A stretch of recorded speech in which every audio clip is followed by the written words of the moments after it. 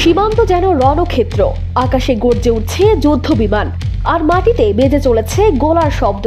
ভারতের হামলার জবাবে এবার প্রতিশোধ নিয়েছে পাকিস্তান। লক্ষ্য ছিল ভারতের সামরিক ঘাঁটি।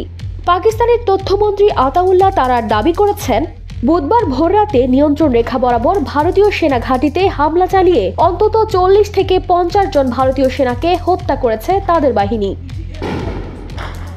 এই তথ্য প্রকাশ করেছে যুক্তরাজ্য ভিত্তিক সংবাদ মাধ্যম ইন্ডিপেন্ডেন্ট। পাকিস্তান বলছে, ভারতের আগের বিমান হামলার জবাবেই তারা এমন আক্রমণ চালিয়েছে। তবে ভারতের পক্ষ থেকে এখনও এত সংখ্যক সেনা নিহত হওয়ার বিষয়ে কোনো মন্তব্য আসেনি। এদিকে জম্মু কাশ্মীরের পুঞ্চ জেলায় পাকিস্তানের গোলাবর্ষণে প্রাণ গেছে অন্তত 1 জন ভারতীয় সেনা ও 16 জন বেসামরিক নাগরিকের। এ তথ্য জানিয়েছে ভারতীয় পুলিশ। আতঙ্কে গ্রাম ছেড়ে নিরাপদ স্থানে পালিয়ে যাচ্ছেন সীমান্তের বাসিন্দারা।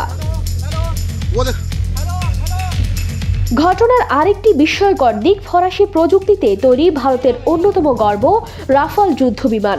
পাকিস্তানি সেনারা অন্তত একটি রাফাল ভূপাতিত করেছে বলে দাবি করেছে ফরাসি সূত্র। প্রত্যক্ষদর্শীরা বলেছেন, বিমানটি বিধ্বস্ত হওয়ার সময় বিশাল বিস্ফোরণে কেঁপে ওঠে চারপাশ, আর রাতের আকাশ আলোয় ভরে যায়। যদিও ভারত এ বিষয়ে এখনও আনুষ্ঠানিকভাবে কিছু স্বীকার করেনি। ভারতের সংবাদ মাধ্যমগুলো বলছে, এ পর্যন্ত সীমান্তে গোলাবর্ষণে তাদের 1 জন সেনা ও 12 জন বেসামরিক নাগরিক নিহত হয়েছেন। কিন্তু পাকিস্তানের দাবি সংখ্যাটা অনেক বেশি।